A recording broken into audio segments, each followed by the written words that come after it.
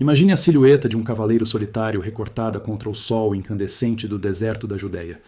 Ele veste um manto branco imaculado, marcado por uma cruz vermelha vibrante no peito.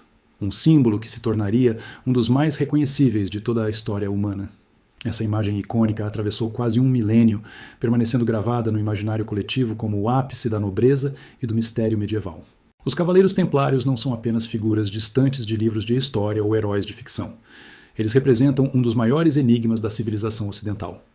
Como um grupo que começou na mais absoluta penúria, cujos membros fundadores eram tão pobres que precisavam dividir o mesmo cavalo para se locomover, conseguiu se transformar na maior potência financeira e militar da Idade Média. Este é o ponto de partida para desvendarmos os segredos de uma organização que moldou o mundo moderno de formas que muitos ainda desconhecem. A fundação da Ordem do Templo repousa sobre um paradoxo fascinante, que desafia a lógica social da época. No ano de 1119, um nobre francês chamado Hugues de Payens, movido por uma visão de dever e fé, reuniu 8 companheiros para apresentar uma proposta audaciosa ao rei de Jerusalém, Balduíno II.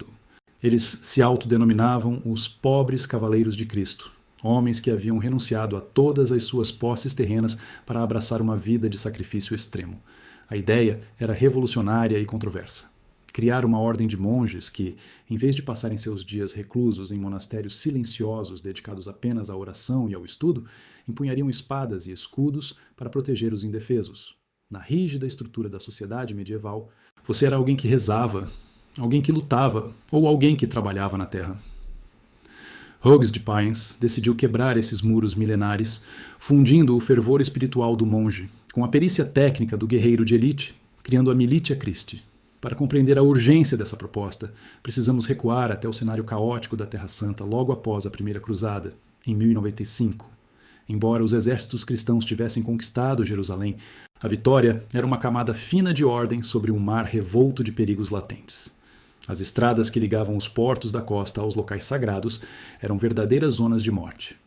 Milhares de peregrinos, homens e mulheres comuns, vindos de todos os cantos da Europa, cruzavam oceanos e montanhas para tocar o solo onde Jesus viveu. No entanto, o que encontravam ao chegar eram caminhos infestados por bandidos cruéis, saqueadores nômades e leões que espreitavam nos desfiladeiros rochosos. Muitos desses fiéis eram massacrados, roubados ou escravizados, antes mesmo de avistarem as cúpulas douradas da Cidade Santa. O caminho para a salvação espiritual havia se tornado uma trilha de sangue e desespero, e as autoridades locais não tinham recursos para policiar vastos territórios desertos e hostis. Foi nesse vácuo de autoridade e segurança que a visão de Hugues de Payens floresceu. Ele não buscava glória pessoal ou conquistas territoriais. Seu objetivo inicial era puramente humanitário, embora executado sob uma perspectiva estritamente militar. A proposta de formar uma guarda armada para os peregrinos foi inicialmente recebida com certo ceticismo por parte do clero. Como um homem dedicado a Deus poderia tirar uma vida sem manchar sua própria alma? No entanto, a necessidade pragmática falou mais alto que a hesitação teológica.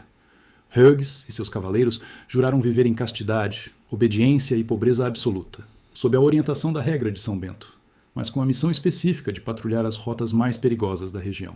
Eles foram os pioneiros de um conceito que ressoa fortemente em nossa vida contemporânea: a ideia de proteção profissionalizada e segurança em trânsito em escala internacional.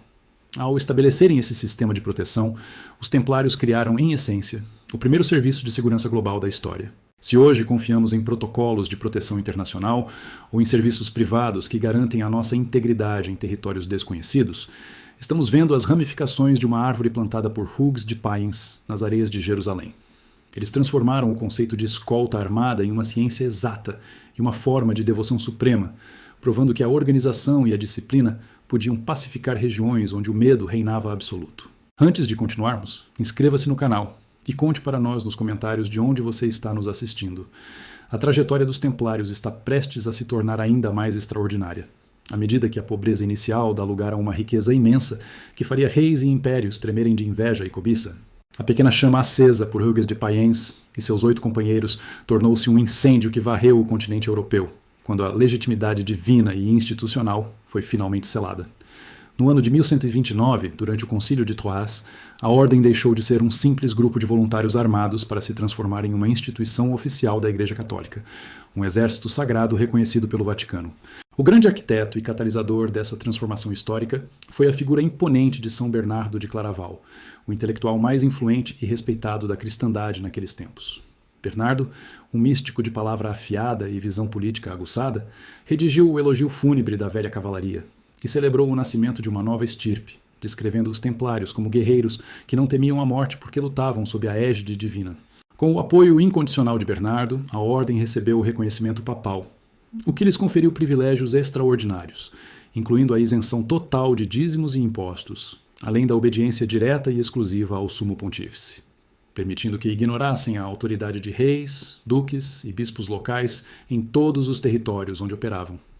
Instalados em sua sede oficial sobre as ruínas da mesquita de Al-Aqsa, local que a tradição medieval identificava fervorosamente como o local exato do antigo templo de Salomão, a ordem adotou o nome que ecoaria pelos séculos com reverência e temor: a Ordem do Templo.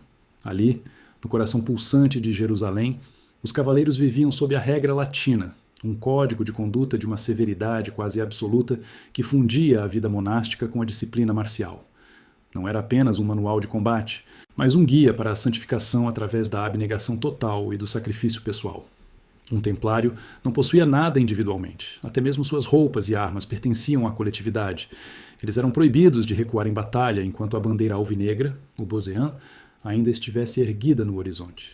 Deviam aceitar o martírio antes de se render ao inimigo e juravam manter seus votos de castidade, pobreza e obediência até o último suspiro. Essa estrutura mental e espiritual criou uma elite de combatentes cuja coragem beirava o sobrenatural, tornando-os a força de intervenção mais confiável e técnica de todo o Oriente Médio. Enquanto suas espadas garantiam a segurança física das estradas poeirentas, uma inovação silenciosa e sofisticada estava prestes a mudar a economia global para sempre. O nascimento do sistema bancário internacional moderno.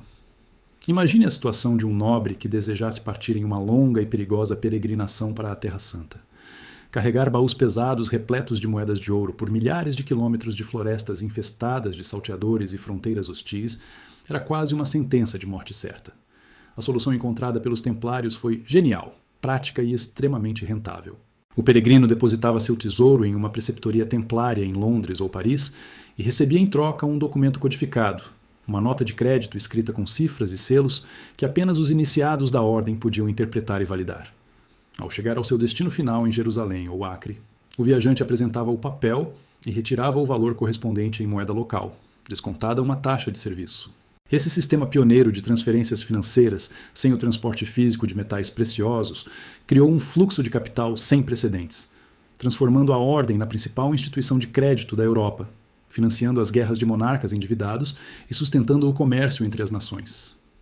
Essa imensa prosperidade financeira retroalimentava uma máquina de guerra cada vez mais eficiente e tecnologicamente avançada para a época. Os templários não eram meros soldados. Eles eram mestres absolutos da logística e da estratégia defensiva. Construíram uma rede de castelos imponentes e fortalezas que funcionavam como centros administrativos e pontos de controle territorial, desenvolvendo técnicas de arquitetura militar que seriam copiadas por séculos. No calor do campo de batalha, sua tática de carga de cavalaria pesada em massa, onde centenas de cavaleiros blindados atacavam em formação fechada, funcionava como um martelo demolidor contra qualquer defesa inimiga. Para sustentar essa operação, possuíam suas próprias frotas navais robustas para transportar tropas, suprimentos e cavalos pelo mar Mediterrâneo. Com o passar das décadas, o poder geopolítico da ordem tornou-se tão vasto que eles se transformaram em proprietários de cidades inteiras e vastas extensões de terra na Europa. A organização operava com uma eficiência e autonomia que começavam a gerar um profundo ressentimento entre as monarquias europeias, que viam nos templários um estado soberano e riquíssimo crescendo perigosamente dentro de suas próprias fronteiras. Contudo, a roda da fortuna, que os havia elevado ao topo do mundo medieval, começou a girar impiedosamente no final do século XIII. A presença cristã no Levante, uma vez robusta, começou a fragmentar-se diante do ressurgimento das forças islâmicas. A queda de Acre, em 1291, marcou o fim definitivo do reino de Jerusalém. Expulsos de suas fortalezas e obrigados a recuar para Chipre, os templários enfrentaram uma crise de identidade profunda. Sem uma terra santa para defender, a existência de um exército tão poderoso e rico passou a ser vista como uma ameaça política e um alvo tentador para a cobiça de monarcas endividados. Neste cenário de vulnerabilidade, surgiu a figura implacável de Filipe IV da França, o Belo. O monarca encontrava-se mergulhado em dívidas astronômicas resultantes de suas guerras contra a Inglaterra, e grande parte desse dinheiro era devida aos cofres da ordem. Para Filipe, os templários não eram mais guardiões da fé, mas sim credores incômodos que ele desejava aniquilar para confiscar seus bens. Movido por ganância e pelo desejo de centralizar o poder, o rei orquestrou um plano sinistro para destruir a organização por dentro, utilizando a acusação de heresia. Ele manipulou a opinião pública e a igreja para justificar uma perseguição sem precedentes na história europeia. Na madrugada de uma sexta-feira, 13 de outubro de 1307, as ordens seladas do rei foram executadas em toda a França. Em uma operação de eficiência assustadora, milhares de cavaleiros foram capturados em seus leitos, sem chance de defesa. Eles foram acusados de rituais secretos obscenos e de cuspirem na cruz. Sob torturas brutais aplicadas pelos inquisidores, muitos confessaram crimes que jamais cometeram.